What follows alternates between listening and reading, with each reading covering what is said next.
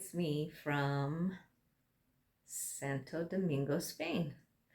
So it's been about a week since I last spoke to you via video, and I thought, well, now's a good time to sort of summarize what's kind of happened the last week. So I wanted to kind of go by day and let you know what was going on those days, what was happening, just to kind of put some context into some of the videos that you've seen. So, starting with day two, since we've already gone over the herring account of what happened on day one, day two, I walked from Roncesvalles to Zubiri, and it was a very hot day. I was already still kind of tired from the day before, even though I had taken that taxi to Roncesvalles. It was just such a brutal hill getting up that, my legs were kind of shot. But, it started out nice walking through forests. The weather in the morning was nice, but it did get really hot, and there were still a lot of um, hills.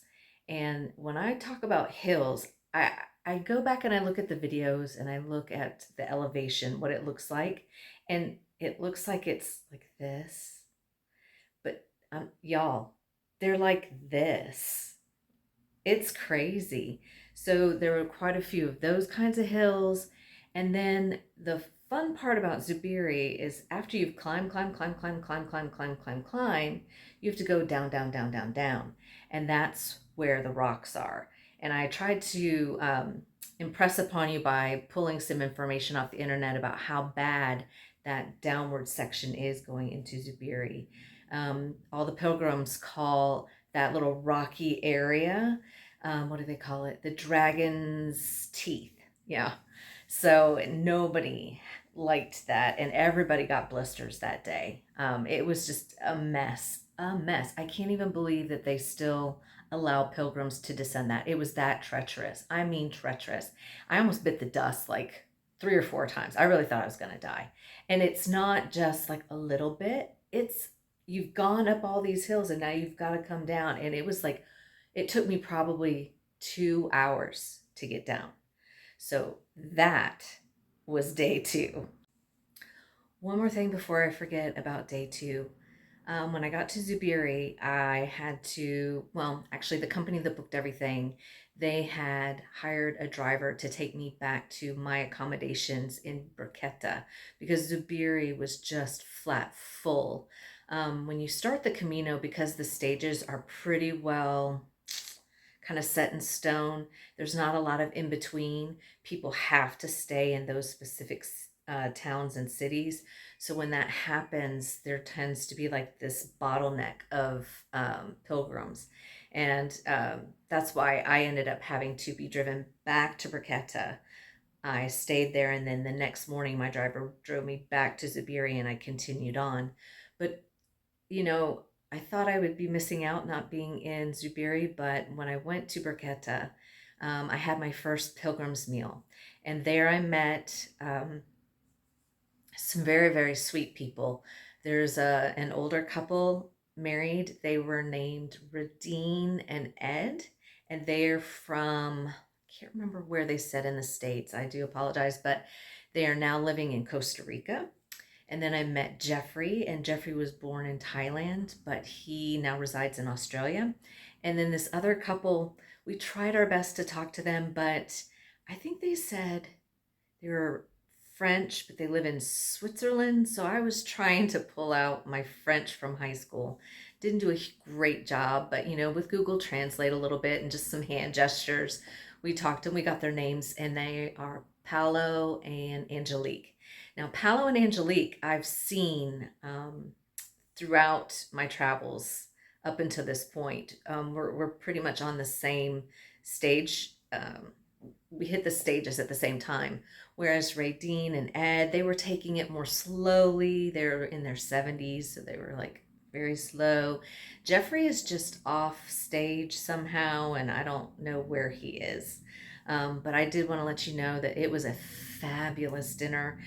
We had pork that night, I think, and that's when I found out that I really do enjoy garbanzo beans. And it comes with like you get like a starter and then a main meal and then a dessert. So our starter were the garbanzo beans, and then we had the pork with their peppers and um, these, they were almost like scalloped potatoes but not quite. They were very delicious though. And then for dessert we had like this yogurt mixed with, I think it was raspberry sauce. It was really good, so I can't complain about that. And like I said, the fact that I met Paolo and Angelique and I see them along the way, that's been really interesting to kind of, you know, as well as we can talk to each other just to see how each other are doing as we plug along. That's been really interesting. Okay, now day 3. Okay, day 3 was from Zubiri to Pamplona. And I'm trying to remember everything I can about that day. It was a very hot day. Um, it started out very steep and I was getting pissed off, but by the time you actually get to Pamplona, it had kind of leveled off just a little bit.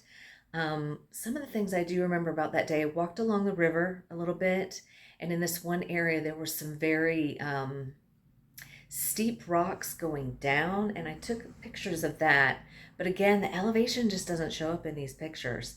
It was a little treacherous. I mean, at least it wasn't the dragon's teeth.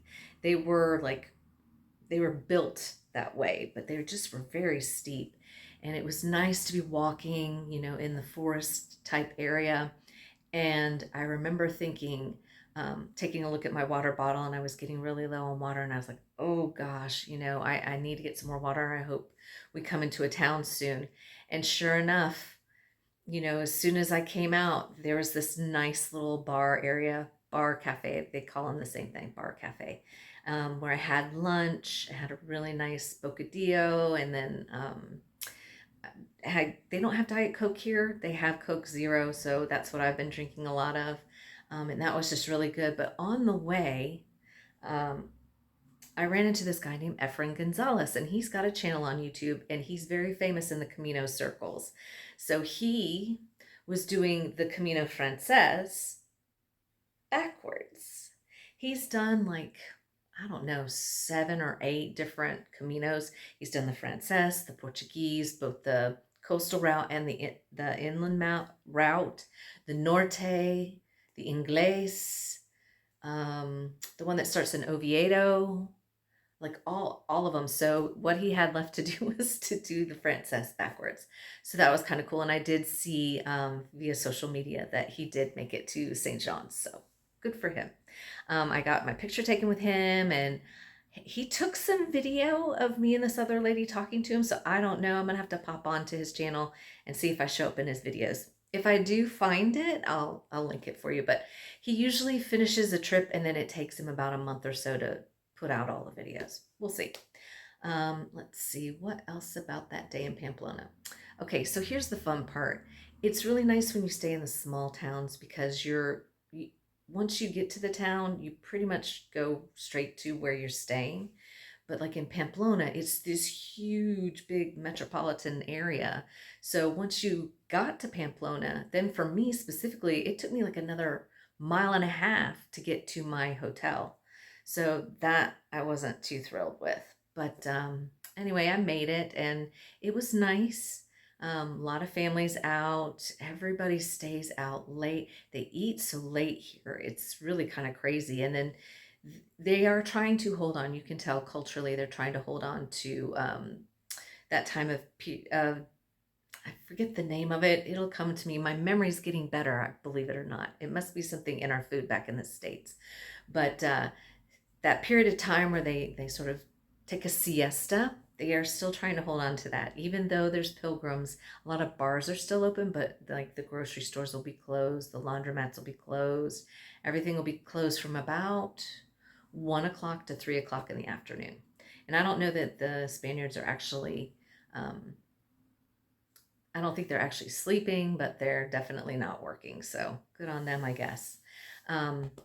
What else? There was just something that popped into my head that I thought of that I wanted to talk to you about. Oh, there's been a lot of Spaniards makes sense. It's in their backyard. A lot of Spaniards walking the Camino, but they walk it smoking cigarettes. I cannot believe it. I'm just like, how are you? I'm huffing and puffing up these hills. How are you doing with this cigarette in your hand? I don't get it, but yeah. So the Spaniards smoke while they do the Camino, apparently. Let me see. What else about Pamplona? Oh, so Pamplona, because there's so many bars and everybody, all the pilgrims were spread out. I went ahead and did laundry that night, and then I stopped off at a Domino's Pizza, and I got myself like a small pineapple pizza. So that was good, I guess. Let's see. Nope, I think that was day 3. Okay, day 4 was Pamplona to Puente de la Reina. And that was the day that I climbed that huge mountain. I say hill, but it's a freaking mountain, y'all. I'm not lying. Um, I had mentally prepared for that. I knew it was going to be rough and tough, and then I'd have to huff and puff up there. And I did. I tell you what, I could have walked a marathon every day for months before I left on this Camino, but there's nothing that could have trained me for these mountains and these hills.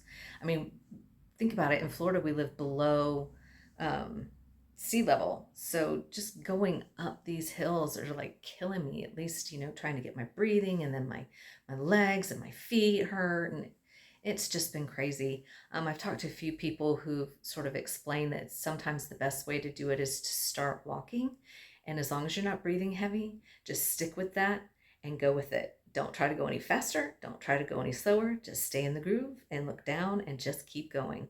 And I actually tried that today on a huge hill, and it seemed to work. So I'll be doing that moving forward. But on this day, on day 4, I hadn't heard about that. So I think along the Camino, I'm known as the gray-haired Superman, because I huff and puff up the hill, and then I go as far as I can, and then I just stop and I keep looking up at the hill, and I'm just like, all right. And I take my arms and I do the Superman pose, and I just look at it and then I just keep going. And that's what I do. And I stop and I do it again. And I got my Superman pose going, and I just keep going. That's how I'd been doing it up until today, at least. So I chugged all the way up that hill.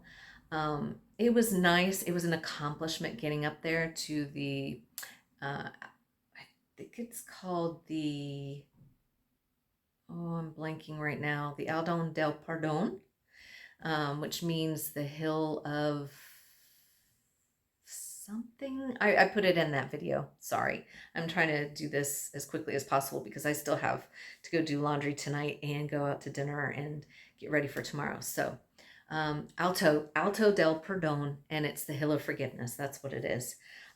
So that was really interesting, getting up there, seeing the statues. It's an iconic place to go on the Camino Frances. So that was good. But you quickly realize, okay, I've walked all the way up here. Now I have to get all the way down. And all the way down is very rocky too. Not as bad as the Dragon's Teeth, but it was probably a good mile. I'm not the greatest with distances, but I would say it was about a good mile down. Just rocks everywhere, and like clay everywhere. And it kind of had been raining off and on, I guess, a little bit, so sometimes it was a little wet, and oh, that was a nightmare. Let's see, getting to Puente de la Reina, I think I really enjoyed that. My accommodations when I got there, I'm trying to remember what other big thing might have happened in Puente de la Reina, but no, I think the big thing was just making it up to Alto del Perdón. So that brings us to day number 5, my least favorite. Okay, day 5 was Puente de la Reina to Estella. And on that day, it started out fine. I knew, well, okay, let me put it this way. I had been told, I had expected it was going to be a flat day, and it was not. And I think that's where I started to lose myself mentally And then physically, my body from like the day before was just like trying its best to recover, but it just didn't have enough time to. Um, like I said, I just, in my mind, it was going to be a flat day. And here came all these freaking hills. And it got to the point where I would get so angry when I saw a hill. I literally would be like, you've got to effing be kidding me. I was so sick of them. And, I would do my Superman pose and do my best to get up there. But I just wasn't having it that day. And I just hit a wall. And that's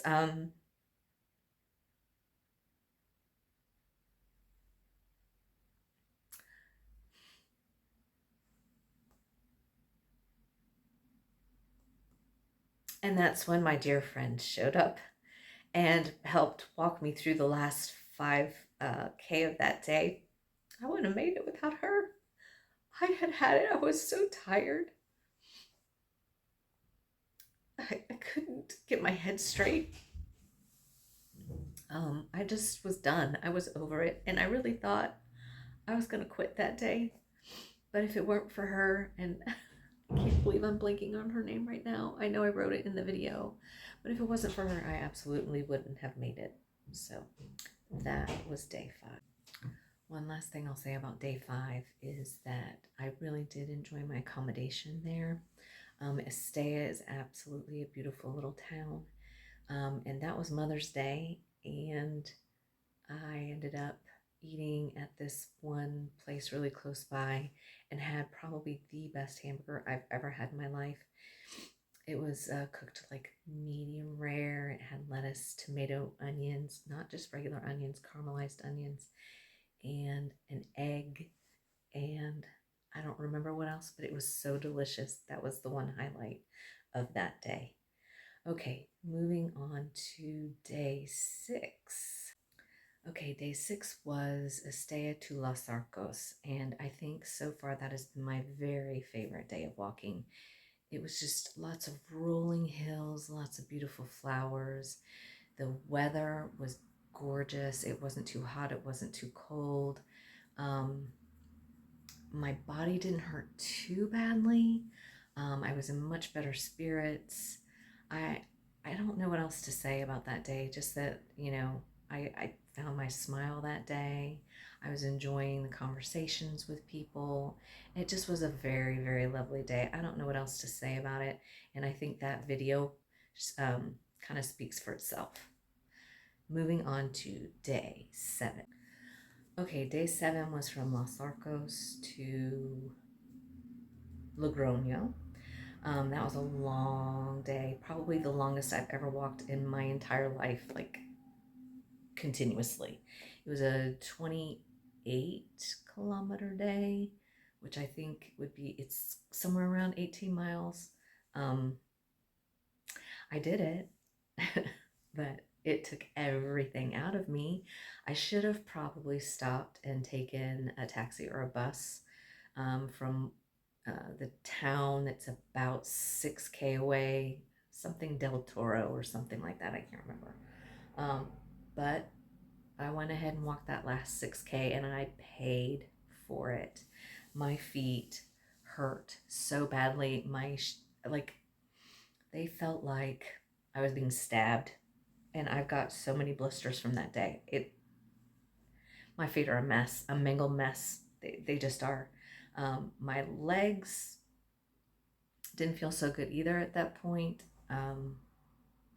It wasn't a particularly great day either because it was kind of raining in the morning.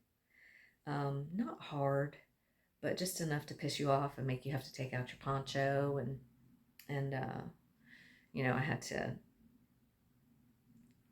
try to figure out how to keep the water off my glasses, whatever. That's why I was wearing this that day, because at least the way I put on my poncho, it kind of covers me up like this, but then it's really hard to see in front of me. So I spent the day kind of looking down quite a bit just because I couldn't see anything. Um, Not a big fan of that day. I did, when I got into that town that I was talking about that's about 6K away from Logroño. I met this lady from Norway, and I had come into a restaurant for lunch, and I had nowhere to sit, and she invited me to sit with her, and we just started gabbing, and she knows English pretty well. So we were chit-chatting it up, and it was really, really pleasant conversation. And what she was doing, she walked to that city and was going to be going to Logroño the next day, and then a little past Logroño to Navarrete the next day. Um, so she's kind of in the half stage. Um, but it was kind of neat just talking to her, and she's like, "You could do it. You only have 6K left. You've got this. You've got this." Should have exchanged information with her because I really did enjoy our conversation, but we just didn't.